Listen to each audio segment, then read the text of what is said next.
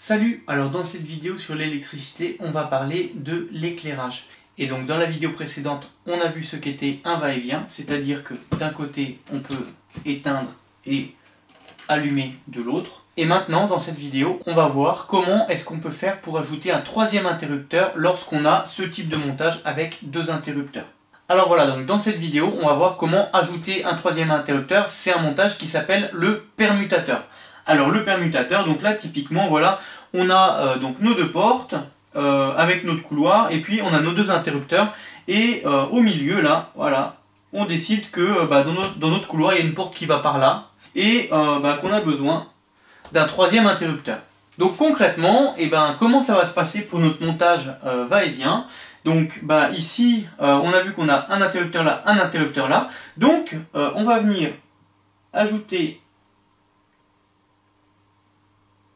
un autre interrupteur ici, et cet interrupteur c'est un permutateur.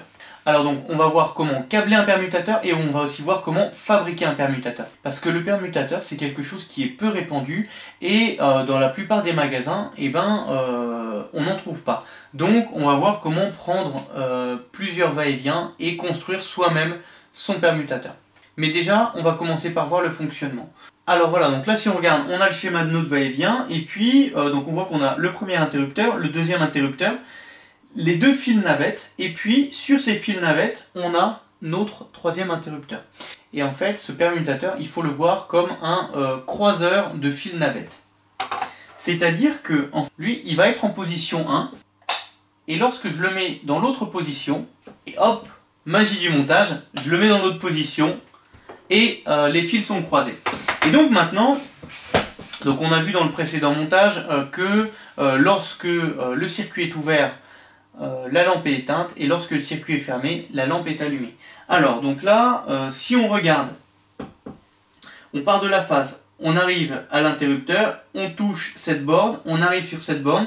Ici notre permutateur, il a croisé les fils, donc on arrive ici, paf, on arrive sur le dernier interrupteur, on touche ici.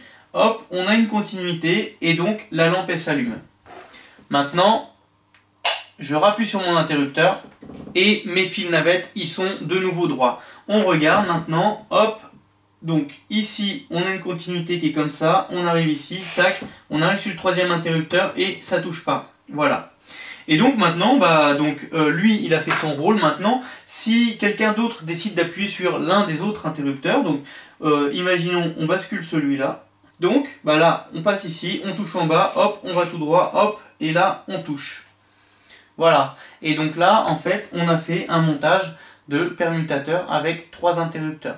Donc là, j'ai dessiné un interrupteur va-et-vient, et là, j'en ai dessiné un autre. J'ai dessiné deux interrupteurs va-et-vient. Et en fait, un permutateur, c'est deux interrupteurs va-et-vient qui fonctionnent ensemble. On a quelque chose qui fait que lorsqu'on appuie, c'est les deux languettes qui bougent de position. Donc ça, c'est la première chose. Ensuite, la deuxième chose, notre permutateur, si on regarde sur le schéma là, on voit qu'il y a une borne, deux bornes, trois bornes, quatre bornes. Là, si on compte les bornes, on a une borne, deux bornes, trois bornes, quatre bornes, cinq bornes, on a 6 bornes.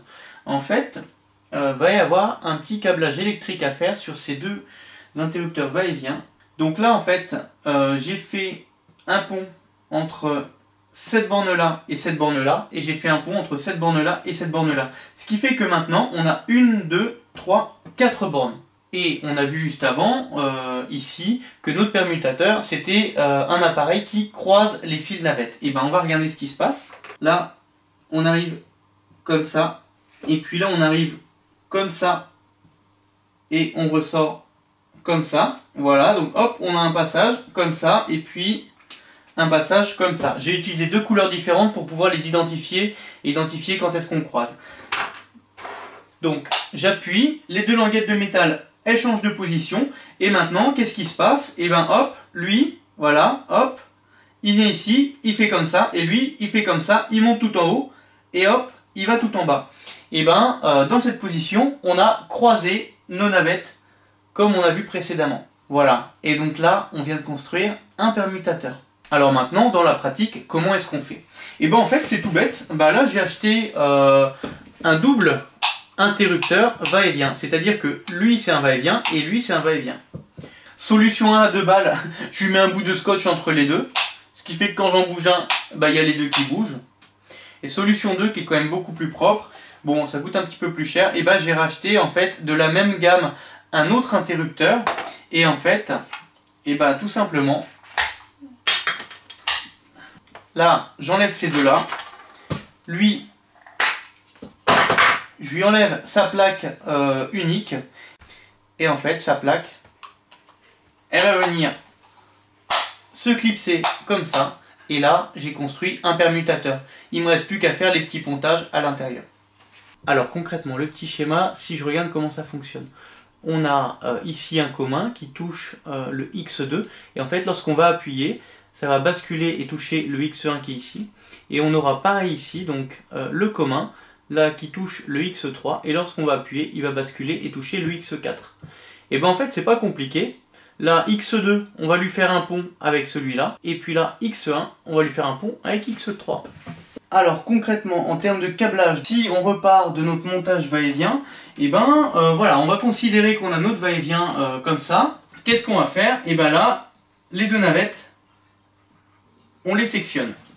Voilà. Donc là, on a nos deux navettes sectionnées. Ici, on a la gaine qui va à cet interrupteur-là. Et puis ici, maintenant, on a la gaine là qui va à cet interrupteur-là. Alors donc là concrètement, les pontages, je ponte une des bornes X d'un va-et-vient avec une des bornes X de l'autre va-et-vient. Voilà. Et je fais ça 2 fois. Et ce qui fait que maintenant, au lieu d'avoir 6 bornes, j'ai que 4 bornes. D'un côté, je vais mettre les 2 bornes L et de l'autre, je vais mettre les 2 bornes X. Donc de ce côté-là, ça va être les bornes L. Une L ici et une L ici. Et là, hop, une borne X ici, une borne X là. Alors dans l'état actuel des choses, c'est toujours 2 va-et-vient. Maintenant, je mets la plaque qui va les maintenir ensemble. Et là, ça devient un permutateur.